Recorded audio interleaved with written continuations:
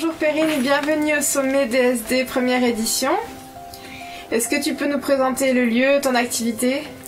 Alors c'est une association 1901 et toute cette installation vient du fait que moi je suis comédienne à la base et que on avait un gros stock de costumes de par 40 ans pratiquement de création avec la compagnie CIA, compagnie qui a été montée par mon mari avec lequel je travaille toujours en parallèle, et il a fallu déménager et la compagnie a dû se séparer, voulait garder 25% du stock et jeter le reste. Moi ça a été impossible d'imaginer de jeter tous ces trésors accumulés et surtout ce patrimoine, parce que finalement ça devient un patrimoine. Donc je me suis bagarrée, j'ai créé ce projet Costumothèque et l'idée c'est que ces costumes servent à un plus grand nombre et puis que ce soit aussi un lieu de réception d'autres costumes aussi, voilà, des gens qui viennent qui ne veulent pas jeter parce que jeter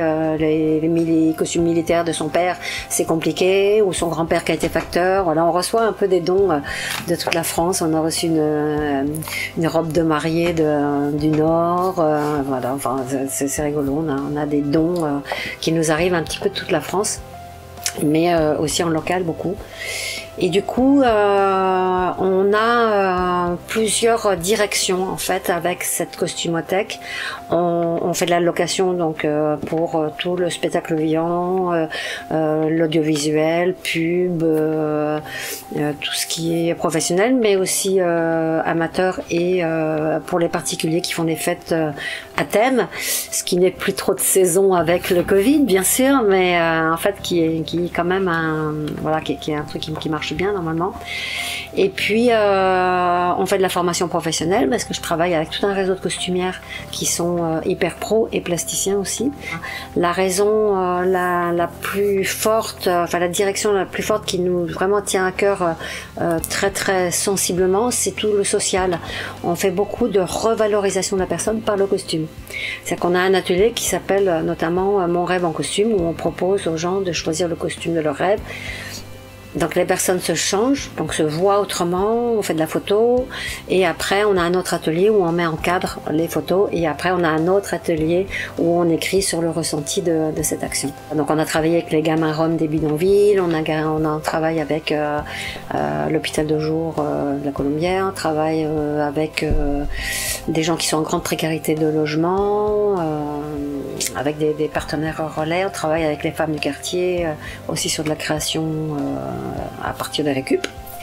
Et on travaille aussi avec des femmes qui ont subi des violences. Voilà, ça c'est un nouvel partenariat avec Femmes Égalité Emploi. Voilà, c'est super, on a vraiment des gros frissons d'émotion ici avec ce qui s'y passe, quoi, c'est énorme. Voilà, et puis voilà, sachant que tout ça finalement c'est de la récup. Donc voilà, on ne jette rien, et la moindre chaise vient d'une poubelle, d'un don, voilà, toute la vaisselle, on a un petit coin cuisine. Voilà, c'est un endroit ici qui se veut être un endroit de partage, d'échange, où tout le monde est bienvenu, et voilà, on fait des journées bénévoles aussi où les gens peuvent s'inscrire sur de la retouche, deviennent mannequins d'un jour. C'est un bon lieu. Alors si jamais je veux m'inscrire pour l'atelier Mon rêve en costume. Mon rêve en costume. Comment je fais? Je viens vous voir Alors là, si tu es toute seule, c'est pas évident, mais par contre, voilà, si tu arrives à constituer un petit groupe, par exemple, tu veux faire un enterrement de vie de jeune fille ou un anniversaire à une copine, vous vous regroupez, vous venez une soirée ici, pendant 3 heures, tout le monde s'habille, tout le monde est là, on fait des photos de groupe, des photos individuelles, on fait un apéro en même temps si on veut ou pas, ou un thé, ou un après-midi, voilà. Après, nous, on travaille avec des partenaires, des structures partenaires du quartier, ou d'ailleurs, mais voilà, on reçoit aussi des classes d'étudiants, on a reçu aussi des animateurs spé de la PJJ, enfin voilà, en fait, on travaille avec plein de gens sur plein de directions différentes, et tout le monde a envie de bosser avec nous. Après, bon, il faut aller chercher des sous aussi pour payer les interventions, mais c'est ouvert. Et donc, vous avez un site internet pour vous joindre? Comment vous faites pour la communication? Alors on a un site internet mais qui est malheureusement très peu à jour, nourri. Bon, il existe, hein, voilà. Bon, on a une page Facebook qui est un peu plus vivante, mais on a, en fait, on travaille beaucoup avec des bénévoles. En fait, on n'a pas de moyens de fonds ici. C'est notre gros problème, hein, c'est que on déploie une énergie de malade. Voilà, moi, pendant 4 ans, je travaillais entre 12 et 16 heures par jour. Là, je suis contente, j'ai réduit à 12 heures maximum, donc c'est bien. On a une économie qui est hyper fragile. Hyper fragile, on n'a pas de salariés, on n'a que des intervenants ponctuels qu'on paye bien sûr, mais au niveau communication, j'avoue qu'on a un petit déficit et c'est peut-être temporaire. On va peut-être trouver quelqu'un de bénévole qui va vouloir s'investir à fond là-dessus. Voilà, c'est ouvert. Voilà, il faut s'emparer aussi de cet outil parce que il faut le sauver, continuer à le sauver parce que on n'est pas à l'abri de demain de devoir partir parce qu'on peut plus payer le loyer. Voilà, on a des difficultés financières, c'est sûr. Donc vous feriez un appel à des bénévoles ici ou?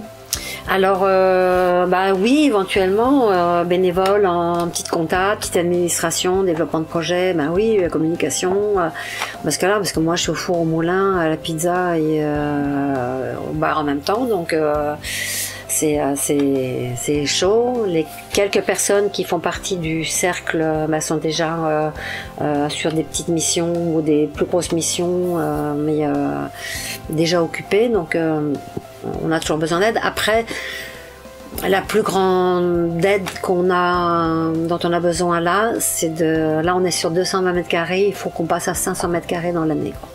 Et gratuit bien sûr. Vous cherchez un oui.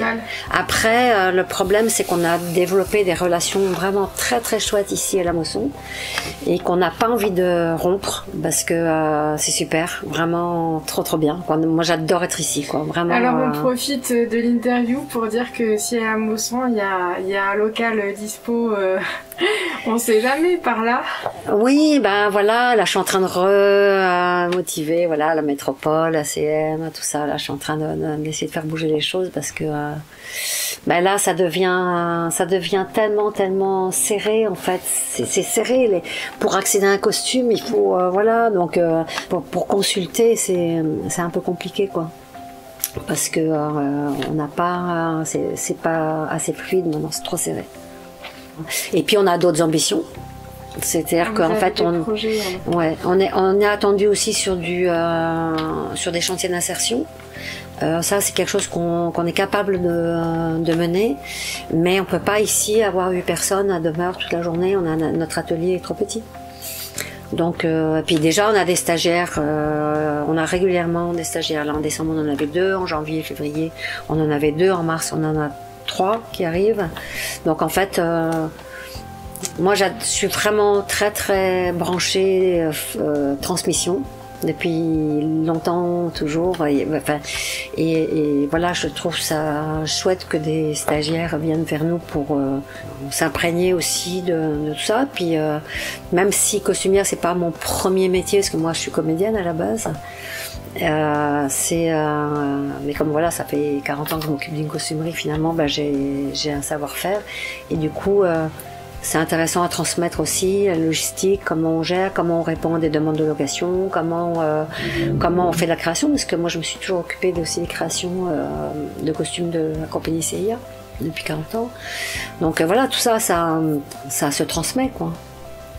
Et est-ce que vous pouvez donner un ordre d'idée pour les tarifs de location? Globalement, ça va de 60 € à 100 €, 100 € étant les cosmonautes, 80 € les costumes historiques. Voilà, voilà, on a des belles pièces aussi. Voilà. Après, c'est avec tous les accessoires, les bijoux, tout ça. Et 60 € les plus bas, c'est les tenues de ville, les tenues plus simples. Mais à chaque fois, voilà, on comprend dans le pack de la silhouette les chapeaux, les sacs à main, les bijoux, les lunettes, les perruques, c'est 5 € en plus. On fait voilà un petit forfait en plus, mais le total look. Voilà, la silhouette, tout ça. Et admettons qu'on veuille louer, il faut vous appeler ou vous contacter une semaine avant, combien de temps avant, comment ça marche? Bah alors ça dépend de mon planning, mais en gros c'est que sur rendez-vous. Uniquement, ça sert à rien de venir comme ça ici d'une minute à l'autre parce que aussi bien vous allez repartir. Donc c'est vraiment que sur rendez-vous, ce qui permet aussi d'être disponible pour les personnes. Voilà, pour pouvoir essayer des choses. En général, je demande aux personnes de m'envoyer par mail des illustrations de ce que les personnes cherchent. Du coup, ça me permet moi de préparer et puis de leur dire ah ben oui, j'ai l'équivalent, ou oui, j'ai ça. Des fois, moi, je renvoie des photos, je sors quelques trucs, je prends des photos, je renvoie. Est-ce que ça vous convient? Oui, ok, d'accord, on prend rendez-vous. Et là, on convient d'un rendez-vous et voilà. Après, je travaille aussi avec des costumières qui travaillent notamment sur les séries ou autres, ou sur des courts-métrages, qui, elles, commencent à connaître bien le stock. Donc, elles viennent, elles se servent. Voilà, je les laisse en autonomie. Moi, je suis pas loin pour conseiller, mais elles sont à l'aise maintenant avec la costumerie ici. Elles savent où trouver les choses. Donc, c'est super, quoi. En fait, l'idée, c'est que les professionnels puissent s'emparer aussi de ce lieu et puis que ça devienne un lieu voilà, qu'on respecte aussi, parce qu'il faut quand même ranger les choses là où on les a trouvées, etc. Mais voilà, où il y a aussi une liberté de mouvement dedans. Donc vous redonnez vie aux costumes là qui ont failli être jetés d'une manière universelle. Ben là de toute la base, bon là depuis 5 ans ça s'est énormément enrichi, hein. Il y a beaucoup de choses qui sont entrées, vraiment c'est pour ça que là on est devenu très à l'étroit.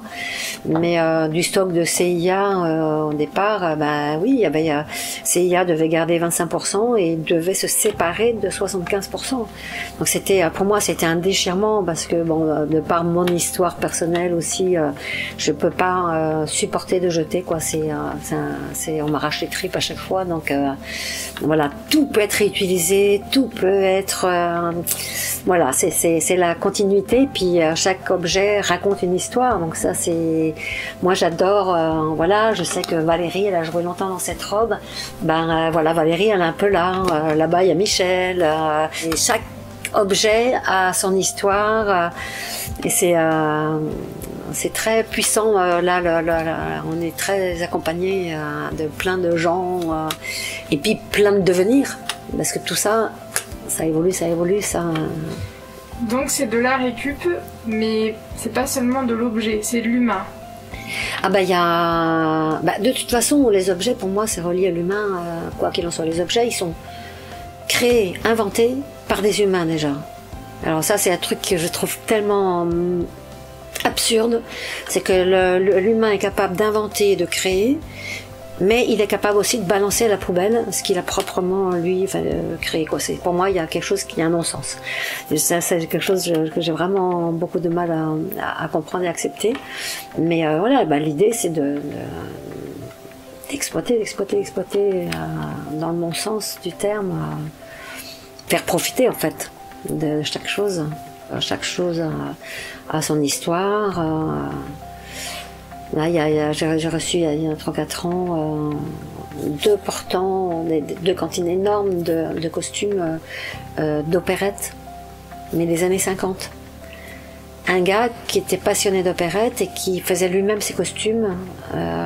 Et bon, il est décédé, et sa compagne nous a donné tous ses costumes. Mais il y a des pièces, mais voilà, comme cette robe là qui est juste là. Qui est une robe Paul Poiret de 1914 quand même, c'est une pièce, il y a des trésors, il y a des fois on tombe sur des trucs, là j'ai les veuves de militaires qui m'amènent leurs costumes, qui veulent pas jeter parce que les costumes de leur mari, c'est impossible à jeter, à transmettre, puis même à Emmaüs, qui veut un costume militaire? Par contre, pour des tournages, pour des spectacles, bien sûr ça peut être utile, quoi. Merci Perrine.